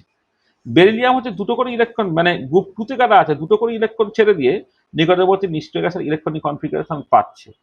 গ্রুপ 17 তারা বেসিক্যালি একটা করে ইলেকট্রন অ্যাকসেপ্ট করে তোমার ইনার গ্যাস ইলেকট্রনিক কনফিগারেশন পাচ্ছে। এটা তাহলে তুমি এই যে কতগুলো ইলেকট্রন অ্যাকসেপ্ট করলো বা কতগুলো ইলেকট্রন ছেড়ে দিল, সেটাই বেসিক্যালি তোমার আয়নিক ভ্যালেন্সি রিপ্রেজেন্ট করছে। তাহলে ভ্যালেন্সি মানে হচ্ছে basically number of electron donated or accepted to get the inner gas electronic configuration. আচ্ছা, এবারে কোভালেন্ট বন্ডিং এর ক্ষেত্রে কি হচ্ছে না, কোভালেন্ট বন্ডিং যখন হবে, একটা গ্রুপ ধরো তোমার 13, 14, 15, 16, এরা মূলত হচ্ছে তোমার কোভালেন্ট বন্ড তৈরি করে। এটা আচ্ছা, এবারে এদের ক্ষেত্রে যেটা হয়, 13 আয়নিক বন্ড তৈরি করছে, মানে এক্ষেত্রে মানে মানে বেসিক্যালি আমি পরে আসছি আর কি, যে কোভালেন্ট বন্ডিং যদি তৈরি করে, তখন তোমাকে দেখতে হবে তাদের যে মানে তাদের আইদার গ্রাউন্ড স্টেটে ইলেকট্রনিক কনফিগারেশন, অথবা ওই লোয়ার এক্সাইটেড স্টেটে ইলেকট্রনিক কনফিগারেশনে কতগুলো আনপেয়ার ইলেকট্রন আছে, কতগুলো বিজোড় সংখ্যক ইলেকট্রন আছে, সেটা হচ্ছে কোভ্যালেন্সির ভ্যালু হয়ে যাবে। যেমন ধরো ফর এক্সাম্পল কার্বন যখন তুমি কনসিডার করতে, 6টা ইলেকট্রন আছে, এই 6টা ইলেকট্রনিক কনফিগারেশন 1:2:2p2। তো দেখো গ্রাউন্ড স্টেট ইলেকট্রনিক কনফিগারেশনে এই যে ইলেকট্রন পেয়ারটা পেয়ার, এখানে একটা ইলেকট্রন, একটা এখানে একটা ইলেকট্রন আছে, কিন্তু total number of unpair electron হচ্ছে দুটো, সেখানে কোভ্যালেন্সি হচ্ছে 2। এবার ফার্স্ট এক্সাইটেড স্টেটে যদি যাই, 2s থেকে একটা ইলেকট্রন যখন 2p-তে চলে গেল, 4টা আনপেয়ার ইলেকট্রন হয়ে গেল, তখন কোভ্যালেন্সিটা হচ্ছে তোমার 4 হয়ে যাচ্ছে। তাহলে কার্বন দেখে কার্বন মনোক্সাইড যখন তুমি দেখো তখন দেখবে কার্বন তার বাইভ্যালেন্সিটাকে শো করছে, আবার মিথেন, কার্বন ডাইঅক্সাইড ইত্যাদি যখন তুমি কনসিডার করবে সেখানে কিন্তু কার্বন তার টেট্রাভ্যালেন্সিটাই কিন্তু দেখাচ্ছে। আচ্ছা, সালফার যদি তুমি কনসিডার করো তার ground state electronic configuration 1s2 2p6 CS2 3p4 3d0, low energy vacant D orbital এখানে আছে। তাহলে প্রথমে কিন্তু ইলেকট্রনিক কনফিগারেশনটা বক্স দিয়ে তুমি করো, তাহলে আপ টু এ পর্যন্ত ধরো 1s2 2p6 অর্থাৎ নিয়ন পর্যন্ত তোমাকে কিছু ভাবতে হচ্ছে না। তারপরটা আমি দেখছি, এটাতে নিয়ন আছে, প্রথমে নিয়ন আছে 10টা ইলেকট্রন, তার সাথে বাকিগুলো হচ্ছে ফার্স্ট এক্সাইটেড, তাই নিয়ন আছে তার 10টা ইলেকট্রন, তার সঙ্গে মানে নিয়নের ক্ষেত্রে ইনার গ্যাস ইলেকট্রনিক কনফিগারেশন সেইটা ঘাঁটিয়ে লাভ নেই। বাকি দেখো এক্ষেত্রে দুটো আনপেয়ার্ড ইলেকট্রন হলো, সেখানে সালফার কোভ্যালেন্সি 2 দেখালো। এবারে কি হয় না, সামান্য এনার্জি দিলেই হচ্ছে থ্রিপি থেকে একটা ইলেকট্রন তোমার থ্রিতে চলে গেল, থ্রিতে চলে গেলে থ্রিতে চলে গেল, থ্রিতে চলে গেলে দেখো আনপেয়ার্ড ইলেকট্রনের সংখ্যা 4 হয়ে গেল, অর্থাৎ কোভ্যালেন্সি 4 দেখালো। আবার আরো যদি একটুখানি এনার্জি দিয়ে দাও সেখানে এক্সাইটেড স্টেটে থিএস থেকে আবার একটা ইলেকট্রন থ্রিতে চলে গেল, কোভ্যালেন্সি হচ্ছে 6 দেখিয়ে দিল। তার মানে এটা দাঁড়াচ্ছে দেখো যে সালফার তার ভেরিয়েবল ভ্যালেন্সি আছে এবং সেই কোভ্যালেন্সিটা 2, 4, 6 যা কিছু করতে পারে, কিন্তু অক্সিজেনের ক্ষেত্রে তার একটাই ভ্যালেন্সি 2। আর এবারে দেখো অক্সিজেনের ক্ষেত্রে তার একটাই ভ্যালেন্সি 2 দেখালো, অর্থাৎ কার্বনের ক্ষেত্রে এই সালফারের ক্ষেত্রে সে ভেরিয়েবল ভ্যালেন্সি দেখালো কেন? কারণটা হচ্ছে সালফারের ক্ষেত্রে কিন্তু low energy vacant D orbital আছে, সেইখানে ইলেকট্রনটা সামান্য এনার্জি দিলেই হচ্ছে তোমার এক্সাইটেডে চলে যেতে পারছে। এক্সাইটেডে যখন চলে যেতে পারছে তাহলে তার বিজোড় সংখ্যা ইলেকট্রনের সংখ্যা বাড়াতে চাইছে, সেখানে কোভ্যালেন্সিটা বাড়াতে পারছে। কিন্তু অক্সিজেনের ক্ষেত্রে যেহেতু 1s2 2p4 n = 2 তে কোনো ডি অরবিটাল নেই, এক্ষেত্রে কিন্তু এটা কিছু হবে না, মানে তোমার মানে তার ভ্যালেন্সিটাকে এক্সপ্যান্ড করতে পারবে না। সেখানে সালফার কেন তার কোভ্যালেন্সি 2 দেখায়, সরি অক্সিজেন কেন তার কোভ্যালেন্সি 2 দেখায়, আর সালফার কেন তার ভেরিয়েবল ভ্যালেন্সি 2, 4, 6 দেখায়, এটা তুমি এখান থেকে বুঝতে পারলে, কোনো অসুবিধা নেই। ঠিক আছে, বোঝা গেল? হ্যালো। হুম হুম। আচ্ছা, এবারে ট্রানজিশন এলিমেন্ট, মানে তোমার সন্ধিগত মৌল কাকে বলে বা ট্রানজিশন এলিমেন্ট কাকে বলে না? ট্রানজিশন এলিমেন্টের ক্ষেত্রে হচ্ছে আইদার এলিমেন্টাল স্টেটে অথবা স্টেবল অক্সিডেশন স্টেটে তার ইনকমপ্লিটলি ফিল্ড ডি অরবিটাল থাকতে হবে। তার মানে ট্রানজিশন এলিমেন্ট হচ্ছে সেই সমস্ত এলিমেন্ট যাদের কোনো একটা এলিমেন্টাল ফর্মে or in a stable oxidation state it has incompletely filled d orbital. আচ্ছা, ধরো copper as for example, copper 29 তার ইলেকট্রনিক কনফিগারেশন, আর্গন হলো 3d10 4s1, তাহলে এক্ষেত্রে কমপ্লিটলি ফিল্ড ডি অরবিটাল আছে। তা সেইটা দেখে অ্যাপারেন্টলি মনে হতে পারে কপারটা সে ট্রানজিশন এলিমেন্ট নয়, কিন্তু কপারের যে স্টেবল অক্সিডেশন স্টেট যথাক্রমে কপার প্লাস এবং কপার 2+ আছে, সেখানে দেখো পার্টিকুলার কপার 2+-এর ক্ষেত্রে তাহলে ইনকমপ্লিটলি ফিল্ড ডি অরবিটাল আছে, সেই জন্য এটা একটা ট্রানজিশন এলিমেন্ট হয়ে গেল। কিন্তু জিঙ্কের ক্ষেত্রে তার ground state electronic configuration 3d10 4s2, আর তার যে একটা স্টেবল অক্সিডেশন স্টেট আছে Zn2+, সেখানেও কিন্তু ডি অরবিটালে 10টি ইলেকট্রন কমপ্লিটলি ফিল থেকে যাচ্ছে। তাই যদি কমপ্লিটলি ফিল থেকে যায় এলিমেন্টাল ফর্মে বা কোনো একটা স্টেবল অক্সিডেশন স্টেটে, তাহলে তাকে তুমি ট্রানজিশন এলিমেন্ট বলবে না। তাহলে দেখো, তাহলে কপার সেই রেসপেক্টে ট্রানজিশন এলিমেন্ট, কিন্তু জিঙ্ক ট্রানজিশন এলিমেন্ট নয়। তাহলে কোশ্চেন যদি পড়ে যে কেন কপার তারও কমপ্লিটলি ফিল ডি অরবিটাল সে যদি ট্রানজিশন এলিমেন্ট হয়, তাহলে জিঙ্ক যার কমপ্লিটলি ফিল ডি অরবিটাল তাহলে সে ট্রানজিশন এলিমেন্ট নয় কেন? তার কারণটা হচ্ছে যে শুধু এলিমেন্টটা ভাবলে হবে না, তার একটা স্টেবল অক্সিডেশন স্টেট কনসিডার করতে হবে। স্টেবল অক্সিডেশন স্টেটে তুমি দেখতে পাচ্ছ যে কপার 2+, সেখানে ইনকমপ্লিটলি ফিল ডি অরবিটাল হলো, কিন্তু জিঙ্ক 2+ এর ক্ষেত্রে সেটা কখনো হচ্ছে। আর ট্রানজিশন এলিমেন্টের ক্ষেত্রে সে ভেরিয়েবল ভ্যালেন্সি দেখায়, আয়রন ধরো +2+3 দেখায়, কপার +2+2 দেখায়, অ্যান্ড সো অন। তাহলে বোঝা গেল যে কারা তোমার ট্রানজিশন এলিমেন্ট, কারা ট্রানজিশন এলিমেন্ট নয়, বা ট্রানজিশন এলিমেন্ট হওয়ার কন্ডিশনটা কি, পরিষ্কার তো? আচ্ছা আচ্ছা, এবারে চলে এসো তোমার মেটালিক এবং নন মেটালিক ক্যারেক্টার। দেখো, মেটালিক নন মেটালিক ক্যারেক্টারটা বেসিক্যালি খুব সহজ ব্যাপার, যে যে এলিমেন্টের ইলেকট্রন দেওয়ার টেন্ডেন্সি যত বেশি হবে তার মেটালিক ক্যারেক্টারটা তত বেশি। তারপরে দেখো কেউ যদি ইলেকট্রন দিতে পারে, সে কি করলো, অপরকে তোমার রিডিউস করলো, নিজে অক্সিডাইজ হলো, তখন বলবো তার মেটালিক ক্যারেক্টার বা রিডিউসিং পাওয়ারটা হচ্ছে বেশি। আবার higher the ability to accept electron, এবার কেউ যদি ইলেকট্রন অ্যাকসেপ্ট করে, অন্য একটা এলিমেন্ট থেকে ইলেকট্রন ছিনিয়ে নিল, মানে সে নিজে রিডিউস হলো, অপরকে অক্সিডাইজ করলো, তখন আমি বলবো তার নন মেটালিক ক্যারেক্টারটা বেশি এবং তাদের অক্সিডাইজিং পাওয়ারটা হচ্ছে বেশি। এবং মেটালিক ক্যারেক্টার এবং রিডিউসিং পাওয়ারটা যদি তুমি কোনো একটা পার্টিকুলার পিরিয়ডিক টেবিলে, ধরো উপর থেকে নিচের দিকে যাচ্ছ, ধরো lithium, sodium, potassium, rubidium, caesium, এইরকম ভাবে যখন তুমি যাবে, তখন তুমি যেটা দেখতে পাচ্ছ, মেটালিক ক্যারেক্টার ইনক্রিজ করবে, রিডিউসিং পাওয়ার ইনক্রিজ করবে, এটা নন মেটালিক ক্যারেক্টার হচ্ছে ডিক্রিজ করবে, অক্সিডাইজিং পাওয়ার হচ্ছে ডিক্রিজ করবে। আবার কোনো একটা পার্টিকুলার পিরিয়ডে বাঁদিক থেকে ডান দিকে যদি তুমি যাও, তাহলে মেটালিক ক্যারেক্টার আর রিডিউসিং পাওয়ার হচ্ছে ডিক্রিজ করবে, নন মেটালিক ক্যারেক্টার বা অক্সিডাইজিং পাওয়ার হচ্ছে ইনক্রিজ করবে। তাহলে জেনারেল ট্রেন্ডটা দেখো, তুমি দেখো একদিকে সোডিয়াম আছে আর ওদিকে ধরো ক্লোরিন আছে। সোডিয়াম সার্টেনলি হচ্ছে মেটাল, ক্লোরিন হচ্ছে নন মেটাল। তার মানে একটা পিরিয়ডিক টেবিলে বাঁদিক থেকে ডান দিকে গেলে পরিষ্কার তুমি দেখতে পাচ্ছ সে মেটাল থেকে তার নন মেটালিক ক্যারেক্টারটা বাড়ছে। আবার কোনো একটা পিরিয়ডিক টেবিলে উপর থেকে নিচের দিকে যদি দেখো, তাহলে মেটালিক ক্যারেক্টারটা তোমার কিন্তু অ্যাকচুয়ালি ইনক্রিজ করে যায়। তাহলে মেটালিক ক্যারেক্টার ডিক্রিজ করবে অ্যালং দ্য রো, অর্থাৎ অ্যালং দ্য তোমার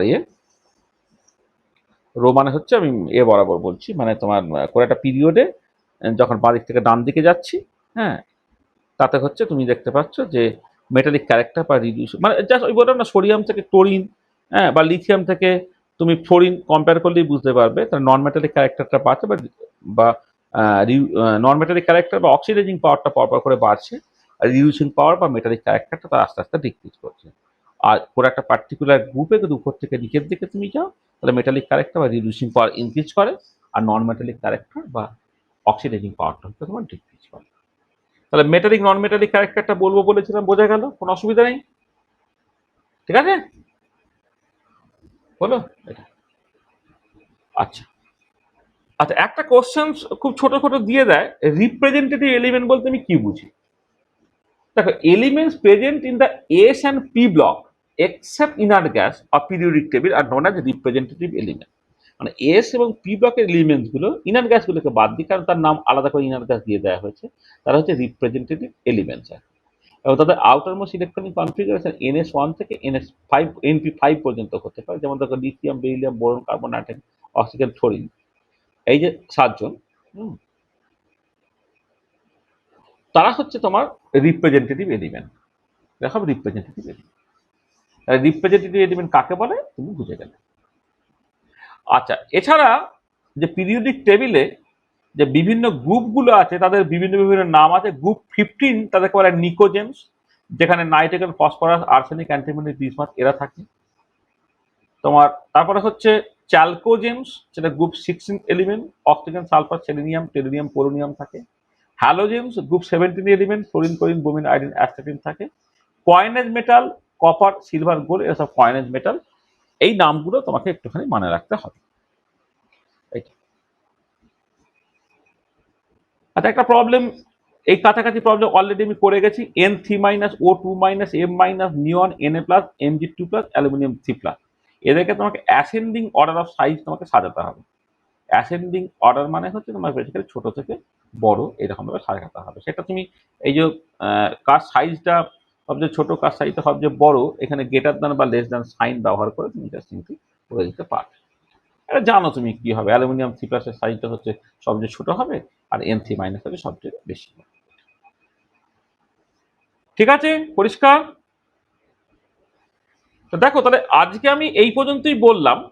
হ্যাঁ, তাহলে আর একদিন যেহেতু সময় দেবো, আজকে আর বেশি সময় নষ্ট করে লাভ নেই, তোমাদের যা খাওয়া দাওয়া করো টরো। হ্যাঁ, তাহলে আমরা নেক্সট ক্লাসে যেটা করব, আমাদের খুব সামান্য জিনিস বাকি আছে, যেটা একটা আর একটার সাথে কানেক্টেড। এমনিতে তাকে বলতে পারো ইনার পেয়ার এফেক্ট, এটা বলতে পারো। ইনার পেয়ার এফেক্টটাকে বুঝতে গেলে তোমার ল্যান্থানাইড কন্ট্রাকশন, যেটা, হুম, এইটা হচ্ছে আমাদের একটুখানি আলোচনা করতে হবে। আর এই পুরো জিনিসগুলোকে বোঝার সঙ্গে তার সঙ্গে একটা রিলেটিভিস্টিক এফেক্ট, যেটা সেইটা একটুখানি আলোচনা করতে। তাহলে এই তিনটে জিনিস আমরা আলোচনা করব মূলত, inert pair effect, lanthanide contraction, relativistic effect, এদের অ্যাপ্লিকেশনস, মানে এগুলো কনসেপ্টগুলোকে বলে দিয়ে ওদের অ্যাপ্লিকেশন এগুলোকে করব, আর তার সঙ্গে যেটা করব কিছু প্রবলেমস করব,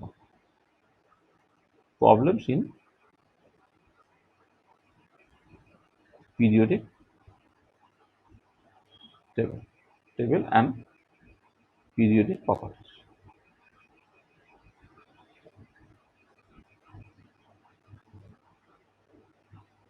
এটা বেশ কিছু কিছু প্রবলেম করতে হবে। এইটা করলে আমাদের সিলেবাসটা, মানে এই পিরিয়ডিক টেবিলের যে সিলেবাসটা শেষ হয়ে যাবে, এন্ড অফ লেকচার 6। এইটুকু জিনিস আমি পরের দিন করে দিলেই আমাদের এই পিরিয়ডিক প্রপার্টি পার্টটা শেষ হয়ে যাবে আর এটা। এই সপ্তাহে আমি আর এই সপ্তাহে একটুখানি বিভিন্ন রকমের কাজকর্ম আছে বলে এই সপ্তাহে আমি আর ক্লাসটা নেব না। হ্যাঁ, পরের সপ্তাহে আবার ওই মঙ্গলবার তোমাদের যদি পড়া থাকে তাহলে মঙ্গলবার না হয়ে বুধবার নেব, আর না হলে মঙ্গলবার নেব। হ্যাঁ, মানে যেটা হচ্ছে তোমাদের সাথে আলোচনা করি, তোমাদের যে কনভিনিয়েন্ট টাইম, যে কোনো কিছু কোয়েনসাইড করবে না সেরকম সময়ই আমি আর একটা ক্লাস নিয়ে নেবো, নিয়ে নিলে এই পাঠটা আমাদের হয়ে যাবে। মঙ্গলবার, তাই তো?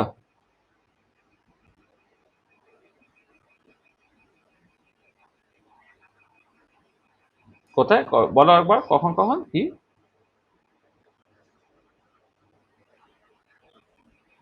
হ্যাঁ, হ্যাঁ, আচ্ছা, আচ্ছা, আচ্ছা, বুঝতে পেরেছি। তাহলে হচ্ছে মানে সকালের দিকে হলে সুবিধা, তাই তো? ঠিক আছে, তাহলে ঠিক আছে, সামনের সপ্তাহে সকালেই করে দেবো। সকালে আমি মঙ্গলবার পড়তে গেলে সেটা আমার মাথায় ছিল, মানে সেটা গত সপ্তাহে মানে পড়াইনি বা কিছুর জন্য গত সপ্তাহে বলেছিল যে পড়িয়ে দিতে পারি। হুম, এমনিতে পড়ায় তার, ঠিক আছে, অসুবিধা হবে না। কোনটা?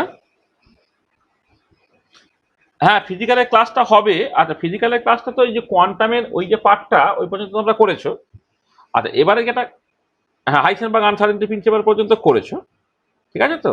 এবং এই পার্টটা হচ্ছে বেসিক্যালি ইনঅর্গানিকের জন্য কতটুকু লাগাবি ততটুকুই মূলত বলেছি আর কি। আচ্ছা, এবারে তারপরে যে পার্টটা আছে আমি অ্যাকচুয়ালি ওই ক্লাসের পরের পার্টটা আমি কন্টিনিউ করছি, কিন্তু সেই লিঙ্কটা তোমাদের আমি দিচ্ছি না, যেখানে মানে ওই কোয়ান্টাম মেকানিক্স পার্টটা আর কি সেটা বেসিক্যালি হচ্ছিল আর কি। তাহলে কোয়ান্টাম মেকানিক্স পার্টটা তোমাদের এক্ষুনি তো নেই, তোমাদের পরের সেমিস্টার বা তারপরের সেমিস্টার, পরের সেমিস্টারে আছে। হ্যাঁ, ওই জন্য আমি যেটা করব এই নেক্সট ক্লাস থেকেই আর কি। হ্যাঁ, নেক্সট ক্লাস থেকেই তোমাদের যেটা অ্যাটমিক স্ট্রাকচারের যে পরের পার্টটা, যেখানে তোমাকে আবার ওই ওই শোরিঞ্জার ইকুয়েশন থেকে স্টার্ট করে হাইড্রোজেন অ্যাটম, হ্যাঁ, তার যে বিভিন্ন রকমের প্লটটা ইত্যাদিগুলো, আবহাওয়া প্রিন্সিপাল, হোমস পাউলি এক্সপ্লোশন প্রিন্সিপাল, এই রিলেটেড জিনিসপত্রগুলো থাকবে। মানে সামনের সপ্তাহ থেকে আমি তোমার এই ইনঅর্গানিকেরই দুটো ক্লাস নেব, আর একটা ফিজিক্যালের ক্লাস যা শুরু করব সেটা হচ্ছে মূলত আমরা প্লটস নিয়ে কথাবার্তা বলবো আর কি। বিভিন্ন রকমের ফাংশনের প্লটস কেমন করে আঁকতে হয়, হ্যাঁ, একটা জেনারেল ডিসকাশনের মধ্যে আমরা সেই ক্লাসটা সামনের সপ্তাহ থেকে শুরু করব। ঠিক আছে, কোনো অসুবিধা হবে না, করে নেবো সব। তোমাদের এই সেমিস্টারে কিন্তু ইনঅর্গানিক কেমিস্ট্রি পার্টটা আছে, ইনঅর্গানিকের ক্লাস একটু বেশি দিতে হবে এবারে তোমাদেরকে। কারণ আমি পিরিয়ডিক প্রপার একটু ব্যস্ত ছিলাম মাঝে সময়, অন্যান্য পরীক্ষা ছিল বলে আমি এক্সট্রা ক্লাসগুলো দিতে পারিনি, সপ্তাহে একটা করেই ক্লাস টাস হচ্ছিল। হ্যাঁ, সামনের সপ্তাহ থেকে আবার তোমার 2-3টে করে ক্লাস আমি স্টার্ট করবো। ঠিক আছে, ঠিক আছে। তা ঠিক আছে, তাহলে এ পর্যন্তই থাক।